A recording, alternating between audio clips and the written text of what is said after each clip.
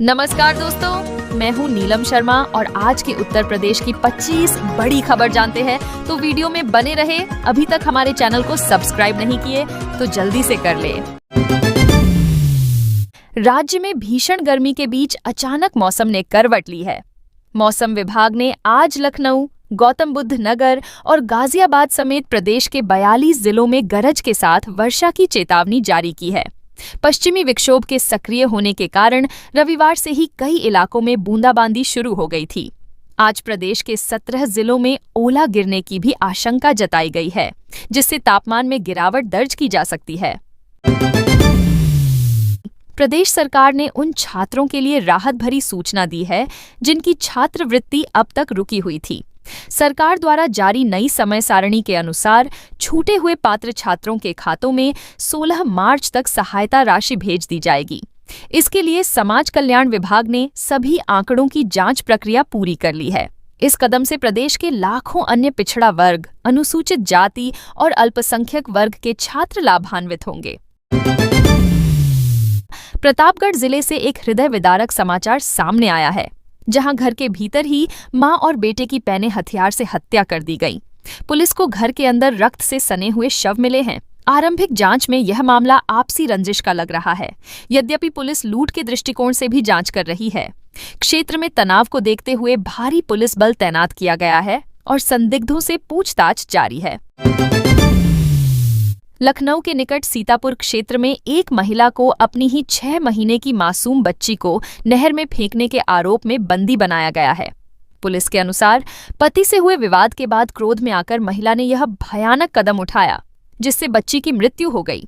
Police ने आरोपी महिला के विरुद्ध अभियोग दर्ज कर उसे कारागार भेज दिया है। इस घटना ने पारिवारिक विवादों के गंभीर परिणामों पर पुनः प्रश्न खड़े कर दिए हैं। अम्बेडकर नगर जिले में रसोई गैस बेलन की भारी कमी के कारण सामान्य जनता को कठिनाइयों का सामना करना पड़ रहा है।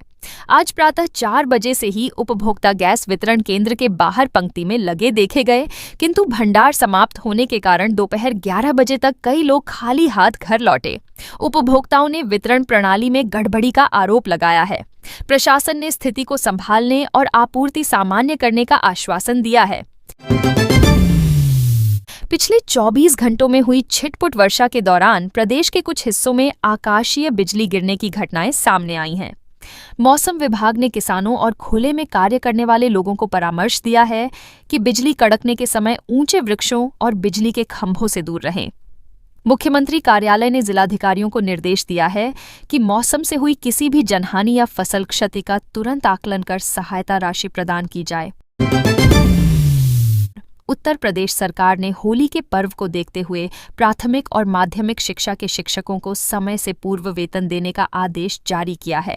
इसके साथ ही उज्ज्वला योजना के लाभार्थियों के खातों में निःशुल्क रसोई गैस बेलन के लिए धन भेजने की प्रक्रिया भी तेज कर दी गई है। सरकार का लक्ष्य है कि त्योहार से पूर्व सभी कर्मचारियों और लाभार्थियों को आर्थिक सहायता मिल जाए, ताकि वे उत्साह के साथ पर्व मना सकें।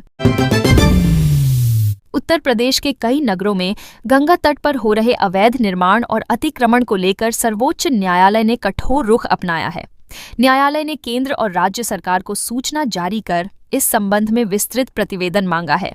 विशेष रूप से वाराणसी और प्रयागराज जैसे क्षेत्रों में नदी के पाट पर हो रहे पक्के निर्माणों को हटाने के लिए नई कार्य योजना प्रस्तुत करने को कहा गया है। पर्यावरणविदों ने इस निर्णय का स्वागत किया है। आज 16 मार्च को उत्तर प्रदेश की रिक्त हो रही सीटों के लिए राज्यसभा चुनाव की प्रक्रिया के तहत महत्वपूर्ण बैठकें हो रही हैं। राजनीतिक दलों में उम्मीदवारों के नाम और समीकरणों को लेकर गहन मंथन चल रहा है। विपक्ष ने चुनाव की निष्पक्षता को लेकर कुछ प्रश्न भी उठाए हैं, जबकि सत्ता पक्ष ने अपनी विजय का विश्वास जताया है। यह चुनाव आगामी निकाय चुनावों के लिए भी एक परीक्षा माना जा रहा है। उत्तर प्रदेश परिवहन विभाग ने आज से पूरे प्रदेश में सड़क सुरक्षा जागरूकता अभियान के नए चरण का आरंभ किया है।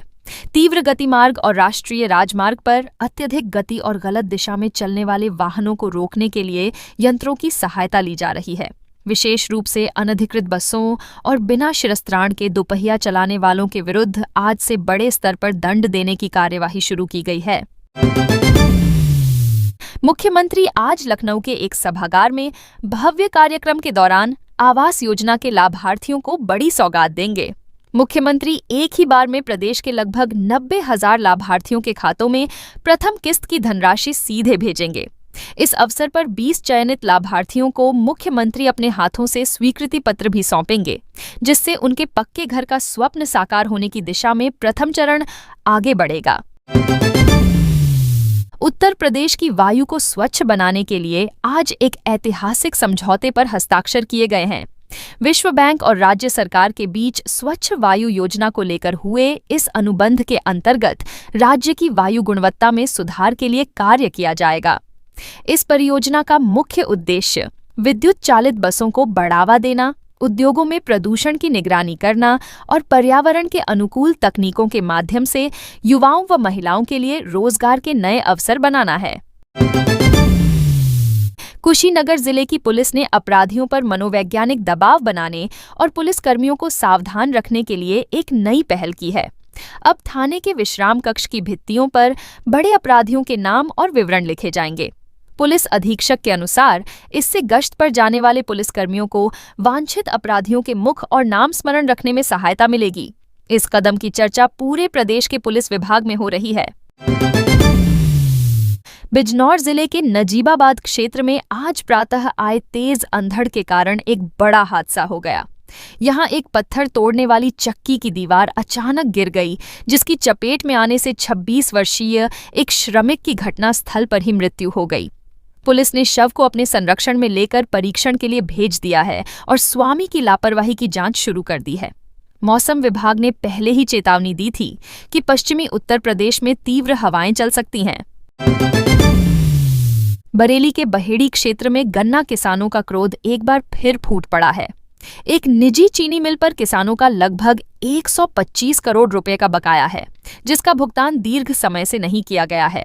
किसानों ने आज मिल के द्वार पर प्रदर्शन करते हुए चेतावनी दी है कि यदि शीघ्र भुगतान नहीं हुआ तो वे आगामी समय में गन्ने की आपूर्ति बंद कर देंगे। आर्थिक तंगी से जूझ रहे किसानों ने प्रशासन से हस्तक्षेप की मांग की है। लखीमपुर खीरी जिले में एक लज्जाजनक घटना सामने आई है, जहां एक अल्पायु किशोरी के साथ सामूहिक दुराचार का आरोप लगा है। पीड़िता के परिजनों ने थाने पहुंचकर न्याय की गुहार लगाई है। यद्यपि पुलिस आरंभिक जांच में इसे प्रेम प्रसंग का विषय बता रही है। परिजनों ने पुलिस के इस तर्क पर अप्रसन्नता जताई है और आरोपियों की तुरंत पकड़ की मांग की है। मामले की गंभीरता को देखते हुए उच्चाधिकारियों ने निष्पक्ष जांच के आदेश। उत्तर प्रदेश माध्यमिक शिक्षा परिषद ने इस बार उत्तर पुस्तिकाओं के मूल्यांकन के लिए कठोर नियम लागू कर दिए हैं।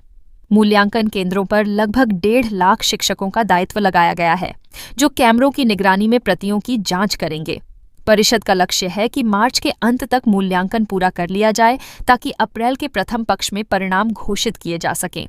किसी भी प्रकार की असावधानी बरतने वाले शिक्षकों पर दंड की चेतावनी भी दी गई है। मथुरा के बरसाना क्षेत्र स्थित एक गांव में आज प्रातः अज्ञात हमलावरों ने मंदिर के पुजारी पर प्राणघातक हमला कर दिया। हमले में पुजारी गंभीर रूप से घायल हो गए हैं, जिन्हें उपचार के लिए चिकित्सालय में भर्ती कराया गया है।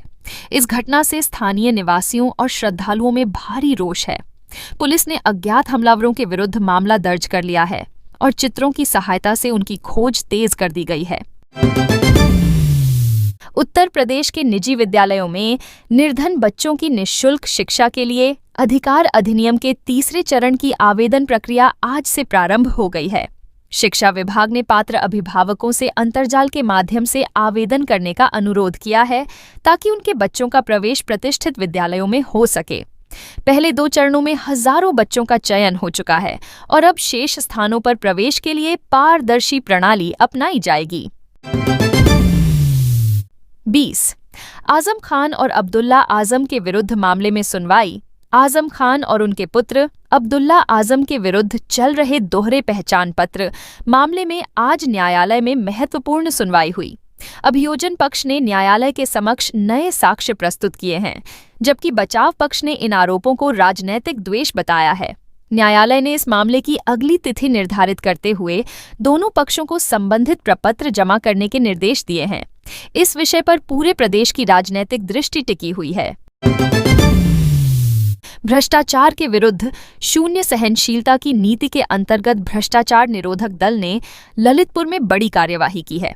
दल ने एक लेखपाल को 10,000 रुपये की रिश्वत लेते हुए रंगे हाथों पकड़ा है। लेखपाल ने एक किसान से भूमि की माप और प्रपत्रों में नाम सुधारने के बदले इस राशि की मांग की थी। आरोपी के विरुद्ध भ्रष्टाचार निवारण अधिनियम के अंतर्गत मामला दर्ज कर उसे कारागार भेजने की तैयारी की जा रही है। अगले मास आने वाली रामनवमी को लेकर अयोध्या में प्रशासन ने अभी से तैयारी कर ली है। आज वरिष्ठ अधिकारियों की एक उच्च स्तरीय बैठक हुई, जिसमें श्रद्धालुओं की सुरक्षा और भीड़ नियंत्रण के लिए विशेष कार्य योजना बनाई गई। इस बार मंदिर में भक्तों की संख्या कीर्तिमान स्तर पर होने की संभावना है, जिसे देखते हुए सरयू तट से लेकर मंदिर परिसर तक अतिरिक्त बल तैनात करने और सुविधाओं को बढ़ाने का निर्णय लिया गया है। नोएडा के क्षेत्र संख्या 63 में पुलिस ने एक छद्म सेवा केंद्र का भंडाफोड़ किया है, जो विदेशियों को तकनीकी सहायता देने के नाम पर ठगता था। पुलिस ने छापामारी के दौरान 15 लोगों को पकड़ा है और स्थान से कई संगणक चलभाष और अवैध आंकड़े प्राप्त किए हैं। ये लोग अंतर्राष्ट्रीय गिरोह के साथ मिलकर कार्य कर रहे थे और अब तक करोड़ों रुपए की ठगी कर चुके हैं। विशेष दल इसके मुख्य सूत्रधार की खोज में लगा है। पर्यटन को बढ़ावा देने और गंगा को प्रदूषण मुक्त रखने के लिए वाराणसी प्रशासन ने गंगा में 100 नई विद्युत चलित नावें उतारने का निर्णय लिया है। तेल से चलने वाली नावों को धीरे धीरे बंद करने की योजना है, ताकि पर्यावरण को क्षति न पहुंचे। नाविकों को इन नावों की क्रय पर सहायता भी दी जाएगी। इस पहल से पर्यटकों को शांत नौका विहार का अनुभव होगा और तटों पर कोलाहल भी कम होगा। गाजियाबाद की प्रसिद्ध एलिवेटेड सड़क पर चलचित्र बनाने और भयानक कलाबाजी दिखाने वालों के विरुद्ध पुलिस ने आज से विशेष अभियान चलाया है। पिछले 24 घंटों में पुलिस ने 5 से अधिक वाहनों को जब्त किया है और चालकों पर भारी दंड लगाया है। सामाजिक माध्यमों पर प्रसारित हो रहे चलचित्रों के आधार पर पुलिस आरोपियों की पहचान कर रही है। पुलिस ने चेतावनी दी है कि किसी का जीवन संकट में डालने वालों को छोड़ा नहीं जाएगा। मुख्यमंत्री के गृह जनपद गोरखपुर में निर्माणाधीन आयुष विश्वविद्यालय का कार्य अंतिम चरण में पहुंच गया है। आज जिला प्रशासन ने निर्माण स्थल का अवलोकन किया और कार्य करने वाली संस्था को निर्धारित समय सीमा के भीतर कार्य पूरा करने के निर्देश दिए। इस विश्वविद्यालय के प्रारंभ होने से क्षेत्र के छात्रों को आयुर्वेद और यूनानी चिकित्सा की उच्च शिक्षा के लिए बाहर नहीं जाना पड़ेगा और स्वास्थ्य क्षेत्र में नए अवसर मिलेंगे।